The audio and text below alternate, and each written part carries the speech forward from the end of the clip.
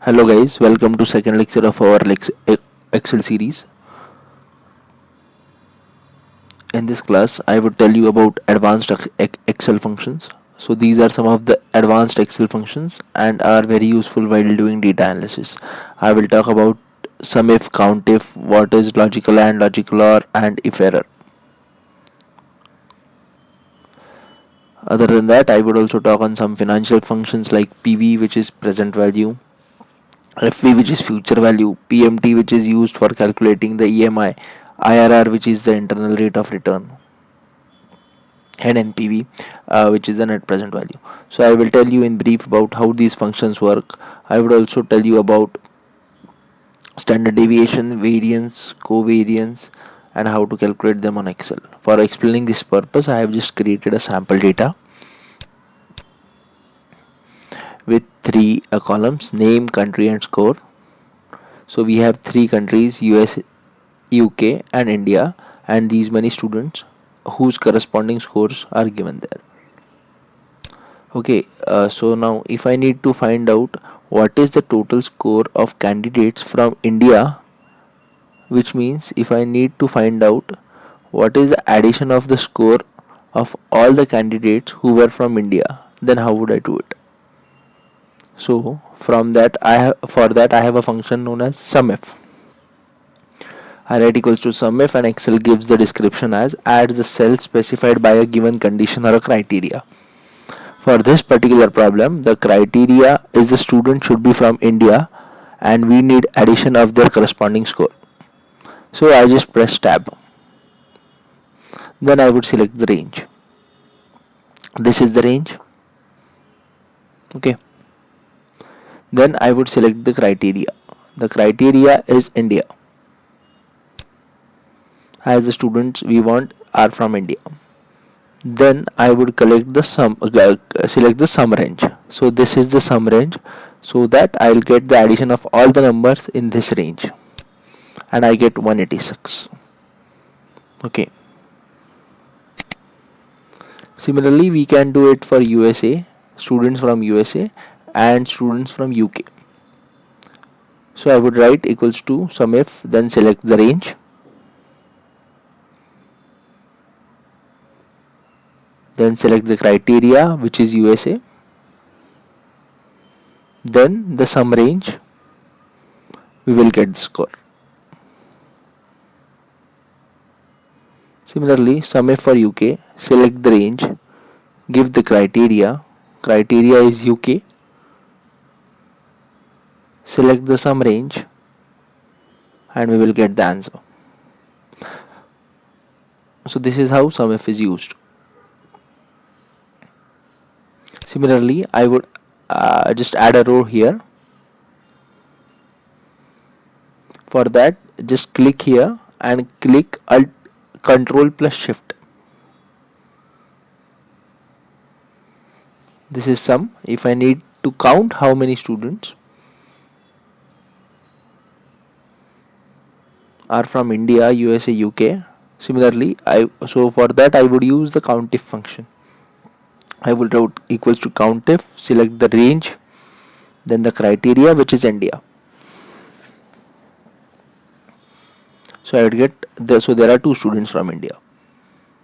Similarly, I can do it for USA equals to COUNTIF, select the range, and the criteria is USA. So we have three students from USA. Similarly, for UK equals to COUNTIF, select the range, and the criteria is UK.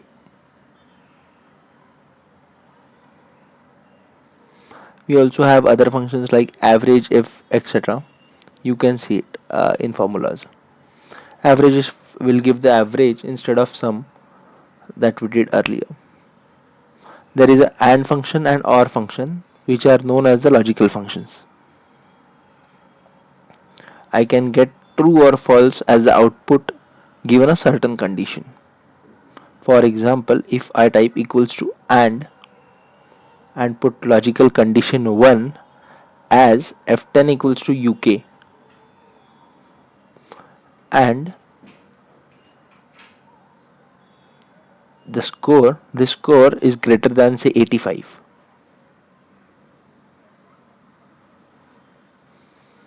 then we get the output as true. Now if I change this score to 80, which is less than 85, I'll get a false.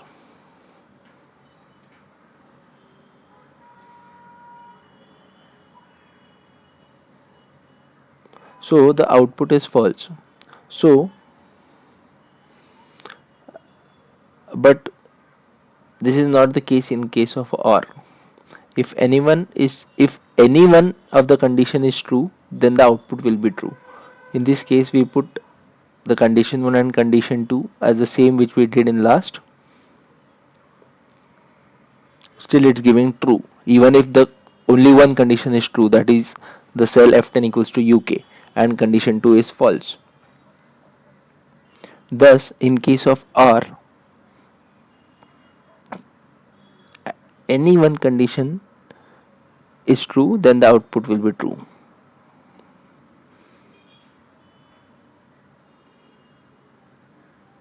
Also, we have a function known as if error.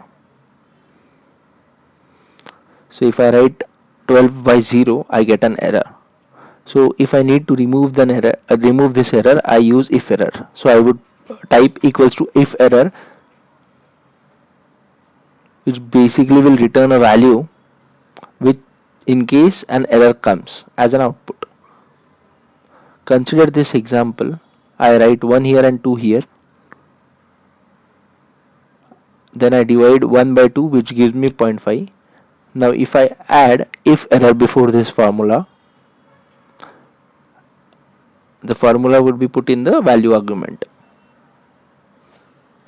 and it would be executed first, and if there is no error, whatever value comes from the formula would come as an answer. So in this case we will get zero point 0.5. If there is an error, then we will get this error. As you can see, as there is no error, 12 divided by 0 is an error, right? So it will give an error, so this comes out to be an error. So this is what an if error function does. Okay, now we have some finance functions. So for all the people who are not very much aware of finance and statistics can skip this part, but people who have certain exposure to finance and statistics can still continue and watch this. So I will just say PV. So we will go first PV. PV is present value. Now see, returns the present value of an investment, the total amount that a series of future payments is worth. I put tab. So my interest rate is suppose 5%.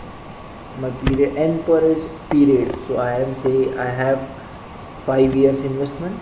My PMT is the amount of payment which I make in each period. So say in each period I make 1000. Okay. So as I am giving out the payment, I will put minus $1000. Okay. This FV is future value. Okay, so this means that after 5 years how much amount I will get. So right now I put it 0 and the type is 0 or 1. So this, whenever the argument is in square bracket, it means that it's an optional argument. You can put it or you can skip it as well. So in this we have type 0 is at the end of the period and 1 is at the beginning of the period. So I would just put 0 here as well and I will close it. So I will get the value. So this is PV.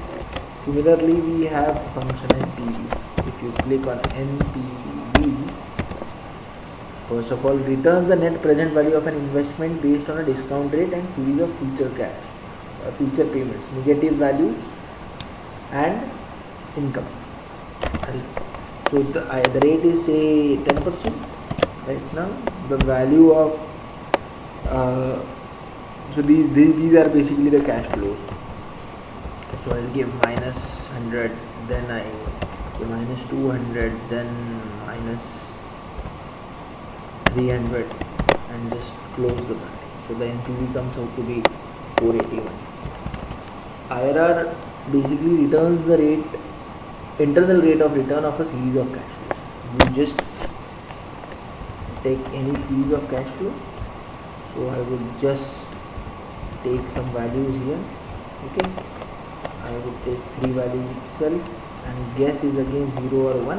So as it's an option, you can just leave it. So because it is showing a number, because there is no first, we need to give something out, right?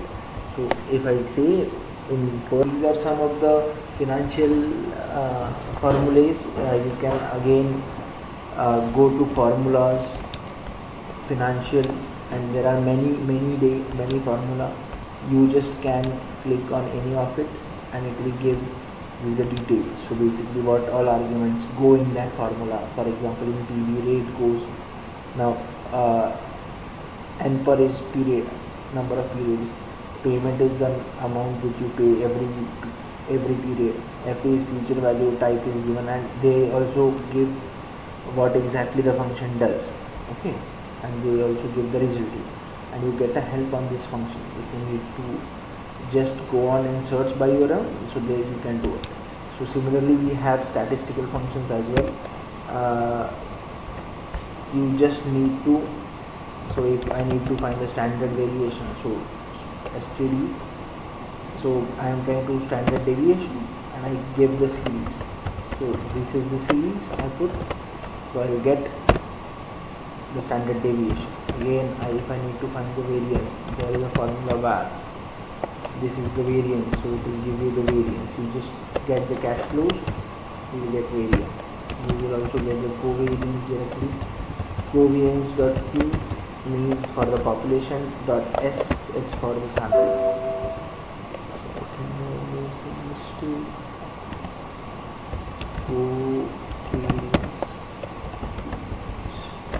Array 1, yes, right, there will be 2 arrays, right, for covariance. You cannot some values here, so I will send the random values, so it's giving this covariance. Okay, so if you just need to move anything without changing the formula, just select the cells and just move it like this. So this becomes standard deviation, this is variance, and this is covariance. Okay, so there are many other statistical formulas. You can do t-test, you can do mostly anything and everything which you want to do on Excel. So this is what was all involved in lecture 2. See you in lecture 3. Bye.